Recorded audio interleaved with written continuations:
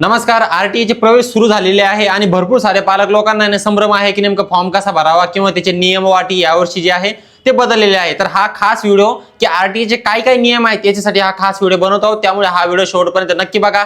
जर तुम्ही चॅनलवर नवीन असाल तर सबस्क्राईब नक्की करा, कारण की महत्त्वपूर्ण जे माहिती आहे ते आपण यावरती टाकत असतो. चला, तर आरटीई 2025 ची ऑनलाईन प्रवेश अर्जाची स्थिती जी आहे ते पाहताना सर्व्हरच्या क्षमतेपलीकडे जाऊन जे आहे ते पोर्टल स्लो होऊ शकतं. त्यामुळे पालकांनी संभ्रमात न पडता काही वेळाने पुन्हा प्रयत्न करा. जर तुम्हाला पोर्टलवरती जर तुमचं माहिती वगैरे जर तुम्ही व्यवस्थित टाकलेली असेल, ती जर दिसत नसेल तर फार टेन्शन घ्यायचं काम नाही. लॉग आउट करून परत लॉग इन करा तुम्ही, थोड्या वेळाने तुम्हाला ती पूर्ण माहिती दिसून जाईल. दुसरं काय सांगितलं बघा त्यांनी, जे 26-27 म्हणजे ह्या अकॅडमिक इयरला जर तुम्ही ऍडमिशन घेत असाल तर काय काय नियम दिलेले आहे. सर्वात महत्त्वाचं म्हणजे आरटीई प्रवेश प्रक्रिया 2026-27 या वर्षाकरता पालकांनी अर्ज भरण्यास सुरुवात झाली आहे. पालकांनी पुढील सूचना पाळून अर्ज पूर्ण भरावा.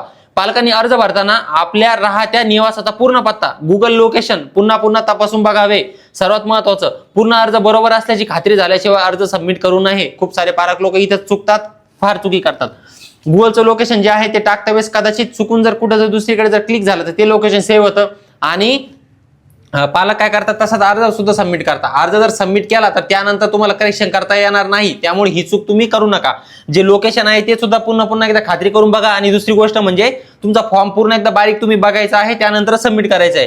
त्यानंतर आपल्या बालकाचा अर्ज भरताना जन्म दाखल्यावरच जन्म दिनांक लिहावा. एकदा भरलेली जन्मतारीख पुन्हा बदलता येणार नाही. जे तुमचं बर्थ सर्टिफिकेट आहे लेकराचं, विद्यार्थ्याचं, तर त्यावरची जी अचूक जन्मतारीख आहे तीच तुम्हाला या ठिकाणी टाकायची आहे.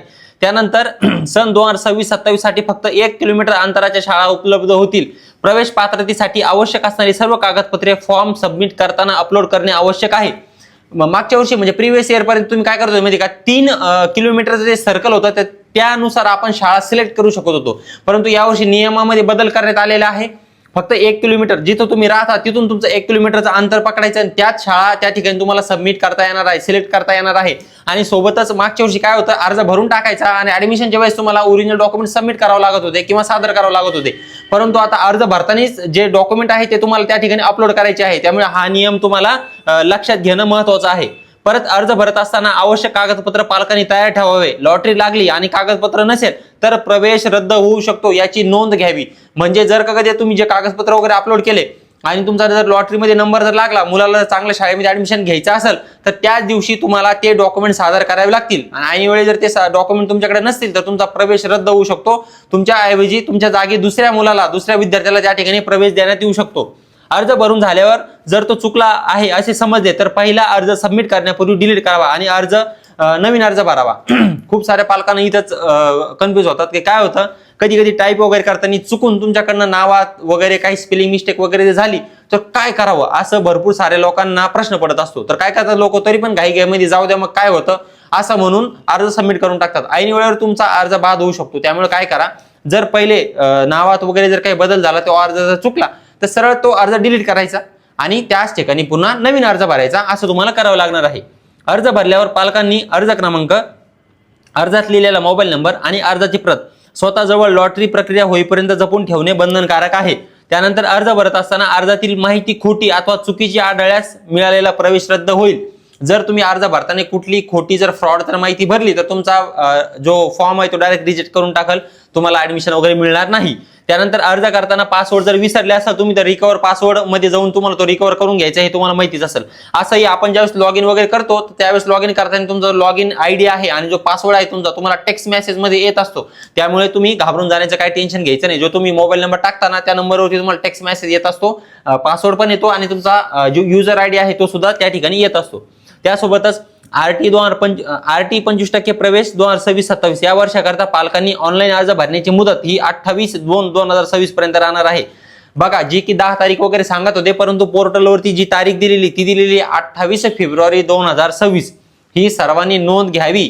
28 तारखेपर्यंत सध्या तरी दिलेली आहे. जर याची तारीख वगैरे वाढली तसंही आपण आपल्या सह्याद्री नेट कॅफे या इंस्टाग्रामच्या पेजवरती आणि सह्याद्री नेट कॅफे युट्यूबवरती पूर्ण एज्युकेशनल अपडेट जे आहे ते वेळोवेळी टाकत असतो. त्यामुळे जर तुम्ही इथे कनेक्ट असाल आपल्याला तरी तुम्हाला घर बसल्या ही माहिती सुद्धा मिळून जाणार आहे. परंतु सध्या लक्षात ठेवा की ही जी तारीख आहे ही फक्त 28 फेब्रुवारी पर्यंत देण्यात आलेली आहे.